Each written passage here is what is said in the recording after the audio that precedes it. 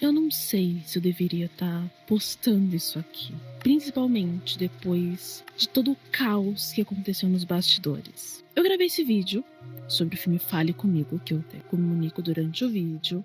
Porém, desde que eu comecei a editar esse vídeo, porque a parte da gravação foi tranquila, a minha vida virou literalmente um caos. E não estou falando isso por ênfase, mas com a palavra verdadeira de literalmente. Deu tudo errado, não apenas no meu PC, mas também na da vida do meu amigo quando ele foi tentar me ajudar com esse vídeo. Então eu considero esse vídeo amaldiçoado. E é sobre.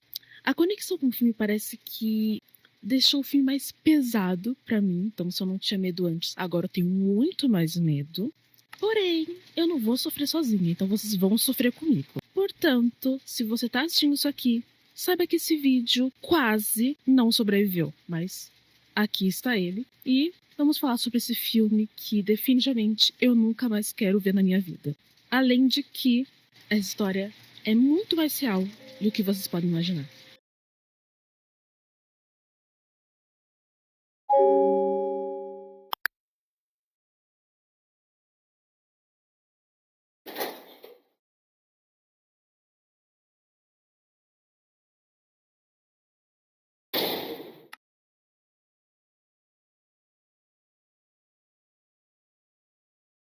Fale Comigo é sobre jovens possuídos irresponsáveis. Sente-se na cadeira e deixe meu amigo te amarrar. Tá bem firme? Ótimo. Agora pegue a mão e diga: Fale comigo, deixo você entrar. Capítulo 1.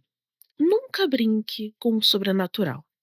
Principalmente se não for alguém que sabe o que tá fazendo. Até que bem quentinho aqui dentro. Eu consigo ler os seus pensamentos e o que tá sentindo. Posso controlar o seu corpo pra fazer o que eu bem entender. E muito provavelmente vão gravar isso pra virar trend. Mas eu sou bem responsável, ao contrário dos que vieram antes de mim. Não sabe do que eu tô falando? Eu explico. Basicamente, existe um rapaz que fez essa brincadeira e ficou tão atormentado que atacou seu irmão e depois a si mesmo. Foi algo tão repentino e chocante que, bem, naquela hora estava acontecendo uma festa e logo a festa virou enterro. O grande ponto é que não tem mais o que saber sobre esse rapaz, e sim sobre a quem veio antes de mim e a única que eu sei o nome.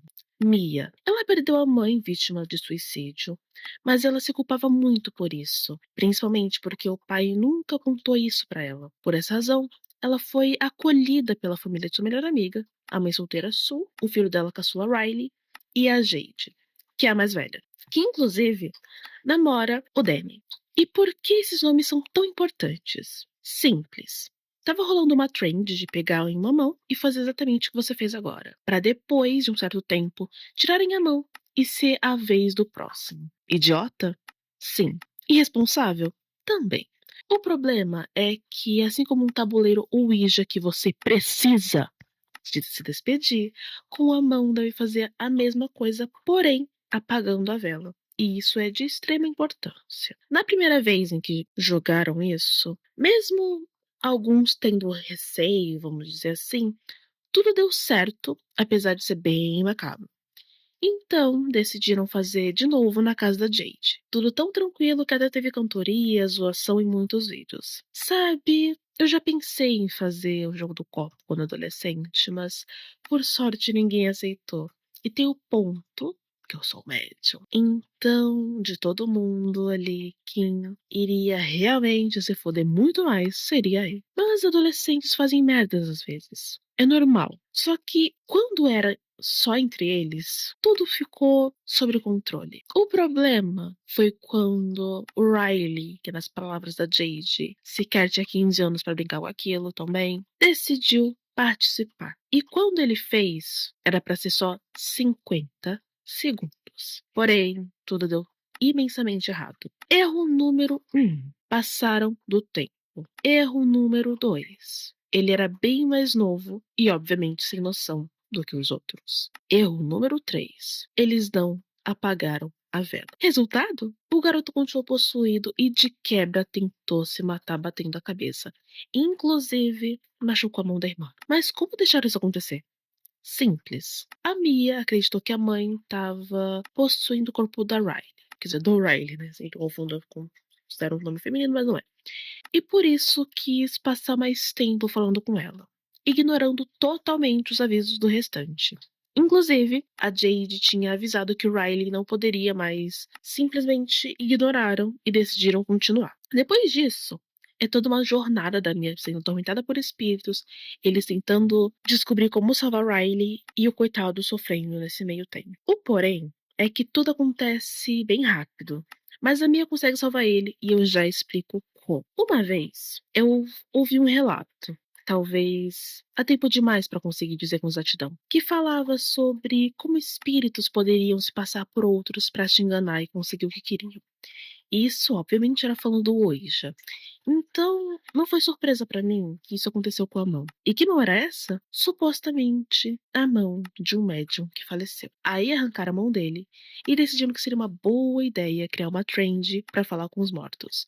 O único problema disso, além do resto, era que se você não se despedisse da forma correta, os espíritos tomariam conta de você até que você morresse e pertencesse a eles. Por isso que eles estavam desesperados para salvar o Ryan. Para fazer isso, a Mia usou a mão na cama de hospital que ele estava, encontrou uma garotinha fofíssima, perguntou para ela onde que a alma do Riley estava. Ela então disse que poderia levar a Mia até lá, e quando chegou, viu uma cena que definitivamente é uma das mais perturbadoras. Estavam devorando ele como uma horda de zumbis enquanto ele gritava. Isso fez com que a situação se tornasse mais perturbadora, mas ela conseguiu resolver. Como eu disse, mas não sem custar algo em troca. Ela voltou para casa e o pai finalmente revelou a verdade sobre a mãe, mas a essa altura, o espírito que fingia ser a mãe dela passou a manipular ela e a convenceu que o melhor a fazer seria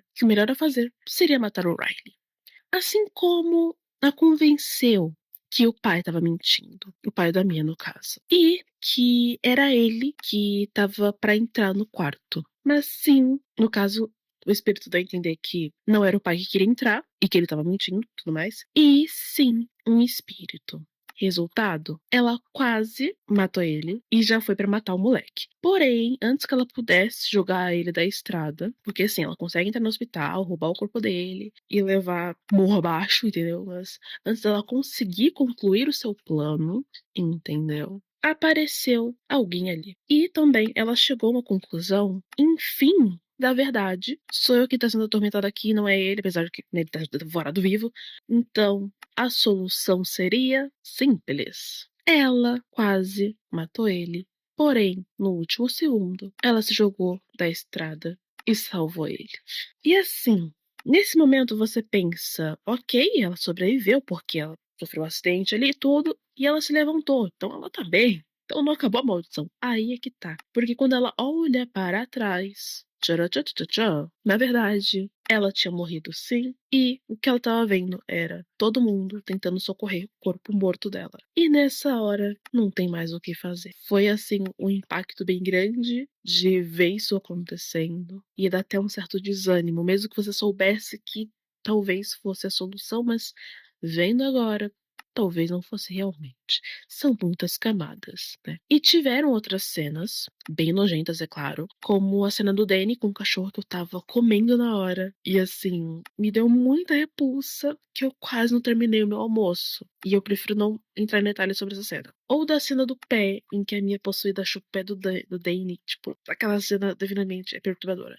Mas os espíritos também são fofoqueiros. Como quando o espírito possuiu o Danny e falou na cara da Jade que ele não gostava que ela tocasse nele. Mas automaticamente ficou, entre aspas, animado em ver, como posso dizer, a Mia ali, né, só existindo. E aí rolou a cena nojenta do cachorro. Só que nesse caso tava, entre eles pra não pensarem besteira, mas ainda assim é uma cena nojenta que ele acabou dando um beijo de língua no cachorro, sabe? Tipo, é isso. Só de lembrar, já me dá um certo tanto de volta. Mas vamos voltar. Para mim, o neurônio, aquilo já basta, né? Porque foi o suficiente pra entender que o Danny gostava da Mia, mesmo namorando a Jade. Mas tudo bem, né? A Mia, depois do acidente, só se levanta, como eu falei, e começa a perambular, acaba indo parar no hospital, e isso ela já ciente que ela, né, morreu, e vê que o Riley tá bem, a Jade e a Sully também estão bem, e não demora muito, ela vira o corredor e eles estão saindo do hospital. Então, ela vê o seu pai e o Max saindo também, mas ela não consegue acompanhar ele, já que as luzes todas se apagam. E eu já tinha me ligado a essa altura que ela tinha morrido, já na hora do acidente, pela reação dos outros ao redor, mas é claro que ela não tinha notado, ou pelo menos estava em negação. Ela só nota realmente quando vai para frente do espelho e vê que não tem o reflexo dela. Eis então que uma luz ao longe surge, e ao se aproximar, nota que é uma vela em uma mesa, com uma mão estendida. Ela então aperta aquela mão e se depara com um grupo de homens falando em espanhol, que eu deduzo que seja o México. E então se encerra a nossa história com a Trend rolando mais forte do que nunca, e dessa vez ela está do outro lado da mesa. Eu genuinamente imaginava inúmeras coisas e possibilidades, mas até que tudo estava dentro das minhas expectativas, sabe? Não era uma obra de arte, mas era aceitável e se passava na Austrália. Conclui que jovens são facilmente manipuláveis, principalmente por trends, e que espíritos podem ser bem manipuladores quando querem. Experiência própria.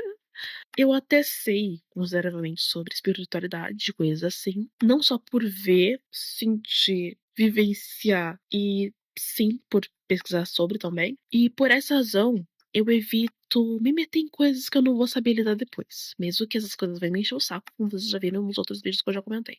Isso já rolou uma vez, e eu que me lasquei uma parada igualzinho ao filme praticamente, e nem precisou de uma mão. Longa história que, se eu tiver coragem, eu conto. No final, aquela quem tanto quis fazer aquele desafio e colocou a vida de terceiros em risco foi justamente quem se fudeu no final e virou só mais um espírito pra Trend. Podemos claramente traçar um paralelo também sobre a depressão que a mãe tinha e que ela também passou a ter, mas não é algo que dá pra se aprofundar, apenas pincelar. De todos ali, não dá pra sentir empatia por ninguém, com exceção de, no máximo, a Mia, que quase causa todo o caos, mas é a que mais sofre e que provavelmente, se não fosse o acidente, estaria presa e sofrendo com os espíritos a atormentando. Não que ela não tivesse ido parar em uma outra prisão, de certa forma, que nesse caso é dos espíritos da Trend. E sabe, eu até poderia te deixar aí, mas eu não quero voltar pra escuridão, daquela solidão sem fim. A que eu acabei de te contar que a minha tava presa. Eu também tô. Então, se não se importa, agora o seu corpo é totalmente meu e. Ok, chega. Você simplesmente começou a falar em outro idioma e nós não entendemos nada, mas gravamos tudo. Que é o próximo?